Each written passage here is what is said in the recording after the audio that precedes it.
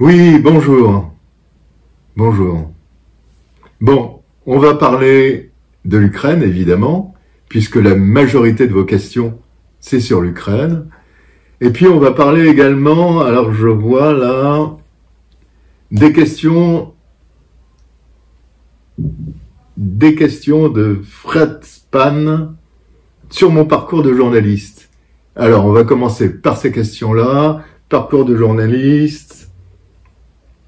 Ensuite, le Brésil. Et puis, les questions sur l'Ukraine. Alors, Fred Spam, résumez-nous, s'il vous plaît, votre parcours. Alors, mon parcours, c'est simple. Ça fait 50 ans que je fais du journalisme. J'ai été photographe. J'ai été photographe pendant une quinzaine d'années. Alors, j'ai commencé pendant la guerre du Vietnam. J'ai été blessé d'ailleurs plusieurs fois par balle au Vietnam.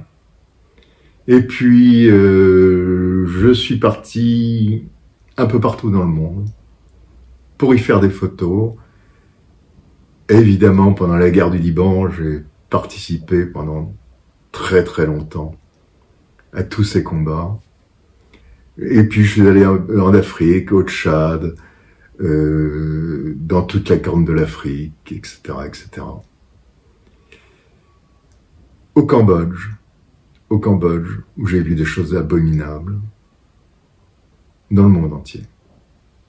Non, et puis j'en ai eu marre de l'image fixe, et je suis passé à l'image animée. Alors ça a été dur, parce que pour passer à la télévision, c'est pas évident, mais c'est passionnant, parce que l'image animée, ce n'est pas seulement que l'image animée, c'est aussi le commentaire, le montage, et puis l'interview. Donc, être collé à des gens et leur sortir leurs tripes. C'est ça qui est passionnant. C'est ça qui est absolument passionnant. Pouvoir finalement être en symbiose avec eux et pouvoir leur faire dire ce qu'ils pensent vraiment et pas ce qu'ils veulent dire devant une caméra, mais ce qu'ils pensent vraiment, ce qu'ils ont dans les tripes. Ça, c'est vraiment intéressant. Et c'est ça qui m'a intéressé, vraiment, dans ce métier. Que j'ai arrêté en 2016, parce que, mon Dieu, j'étais trop fatigué, je venais de subir des opérations du dos, qui m'ont en partie endommagé, si je puis dire. Et tout cela à cause des diverses blessures que j'ai eues dans le monde entier, à cause de ces reportages que j'ai faits. Alors, pas vraiment dans le monde entier, car figurez-vous que je ne suis jamais allé en Australie ni au Japon. Vous me demandez aussi pourquoi il m'aurait amené à des convictions géopolitiques. Je n'ai pas de convictions géopolitiques. Mais j'observe que les États-Unis se sont tellement trompés. Et ils ont laissé derrière eux un cortège de cadavres. C'est l'horreur, quoi. Voilà. Voilà ce que j'observe. Mais c'est terrible. Terrible d'observer ça. Alors, une question plutôt personnelle, c'est JC qui pose cette question. Comment êtes-vous rentré dans le journalisme? Oh, c'est pas personnel. Bon. Je suis un ancien militaire. Je venais d'OPEX. Et puis, j'ai été démobilisé. Et j'ai un ami à moi qui était journaliste, qui était journaliste un peu casse-cou, et qui m'a emmené au Vietnam. Ça a été mon premier reportage au Vietnam. Et puis j'ai adoré ce pays, je suis retourné. Retourné. Jusqu'à la fin d'ailleurs. Où j'y suis retourné avec un ami à moi, et on a couvert la chute de Saigon en 1975. Alors Wap Wap me pose la question, comment obtiens-tu la confiance de ceux que tu filmes? Oh, il faut s'immerger avec eux. Il faut leur faire comprendre que tu n'es pas de la presse, que tu es avec eux, que tu risques ta peau avec eux, que tu souffres avec eux, que tu n'es plus une caméra, un micro, mais que tu es là, il faut leur parler longtemps avant d'avoir une interview. Leur parler longtemps. Voilà. Et c'est vrai que tu peux souffrir avec eux. D'ailleurs, moi, j'ai souffert tant et tant avec tous ces gens que j'ai confessés. Ouais. Alors, Giuliano Poletti me pose une question. Pouvez-vous me dire ce que vous pensez de l'élection au Brésil? Alors, Giuliano, moi, je suis vraiment content que tu me poses cette question parce que le Brésil, ça me touche en particulier puisque j'ai des enfants qui sont franco-brésiliens et qui donc vont aller voter à Paris. D'ailleurs, il paraît qu'il y a une queue absolument incroyable devant le bureau de vote, le seul bureau de vote brésilien en France. Incroyable quand même. Il paraît qu'il y a une queue de quelques centaines de mètres. Eh bien, écoute, moi, je trouve que Bolsonaro, il faut qu'il disparaisse. Il faut qu'il disparaisse. C'est pas une bonne option pour le Brésil, à mon avis, non. Il faut qu'il y ait quelqu'un qui arrive, qui s'occupe des pauvres gens qui sont au Brésil. Quelqu'un qui puisse relever le niveau de vie brésilien, qui puisse donner des aides à ceux qui en ont vraiment besoin. Et puis la santé, n'oubliez pas que la santé,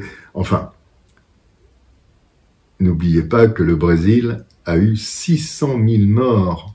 600 000 morts. Là, en 2020-2021, pendant le Covid. Non-soin, pas de soin du tout. Ou presque. 600 000 morts. Alors évidemment, Lula est un vieux monsieur. J'aurais préféré qu'il laisse sa place à d'autres. Il y avait des gens beaucoup plus jeunes qui auraient pu prendre sa place. Mais non. Mais non. Le pouvoir, quand tu me tiens, vraiment. Hein, vraiment. Lansan me pose une question. Pourquoi l'Europe préfère-t-elle sacrifier son économie pour faire tomber la Russie? Moi, je ne crois pas que l'Europe sacrifie son économie. Ça va être dur pendant quelques années. Ouais, pendant quelques mois, disons. Je ne crois pas qu'elle sacrifie son économie. Non. Et puis, l'Europe a des traités d'alliance avec l'Ukraine. Et oui. Alors moi, je vous recommande un article dans le Monde diplomatique de ce mois-ci. Je vais vous mettre le lien en description. C'est un article très intéressant sur des traités entre l'Europe et l'Ukraine. Très, très intéressant. Parce que depuis une quinzaine d'années, Bruxelles vante les mérites de la délocalisation de voisinage. De voisinage, c'est-à-dire avec un grand pays qui pourrait remplacer la Chine, en fait, avec une main-d'œuvre qualifiée et évidemment peu onéreuse. C'est ça qui est intéressant. Mais alors, peu onéreuse, oui, l'Ukraine, pas onéreuse du tout, mais gangrénée par la corruption. Ah. Alors, ce traité a été conclu par Bruxelles et Kiev en 2014 au terme de négociations entamées depuis 2000, l'année 2000, vous vous rendez compte? Donc, avec l'ancien président pro-russe. Fin 2013, les deux parties s'apprêtaient à signer. Donc, le président pro-russe et l'Union européenne. À ce moment-là, Moscou a dit non, nous ne voulons pas signé ce traité. Et à ce moment-là, il y a eu, qu'est-ce qui s'est passé? Eh bien, il y a eu la révolution de Maïdan. Eh oui. Puis, quelques semaines plus tard, la chute du régime pro-russe. Et son remplacement en février 2014 par une équipe pro-européenne qui finalement signera l'accord. Et oui. Et donc la dérussification de l'Ukraine. Le document paraphé en juin 2014 par le président ukrainien Poroshenko est d'un type nouveau, c'est d'un type totalement nouveau. Inutile d'être fin stratège pour discerner l'intention géopolitique du texte, évoquer la convergence progressive dans le domaine de la politique étrangère et de sécurité, y compris la politique de sécurité de défense commune. Encourager la coopération dans le domaine de l'énergie, ben oui, le nucléaire. Recommander de diversifier les sources, les fournisseurs, les voies d'acheminement, les méthodes de transport de l'énergie. Oui. Pour l'Ukraine, qui est un pays largement dépendant de la Russie à ce moment-là. Bruxelles, mais Kiev, en demeure de dérussiser son économie. Ce qui est fait à partir de 2014. Depuis la chute du mur de Berlin, Bruxelles organise des délocalisations entre amis. Oui, entre amis. Avec un objectif toujours identique. Aménager une petite Chine à sa porte pour alimenter ses fleurons industriels en bras et en nouveaux marchés. Et oui. Avis aux travailleurs de la vieille Europe, les normes en matière de travail ne devraient pas être utilisées à des fins protectionnistes, avertit l'accord. Et oui. En 2022, le salaire minimum mensuel en Ukraine est de 120 €. Et oui, intéressant, n'est-ce pas? Une opportunité pour l'Allemagne et certaines sociétés cotées en bourse. Alors, Yang Mieo, la France et l'Allemagne pouvaient-elles faire respecter les accords de Minsk? Alors,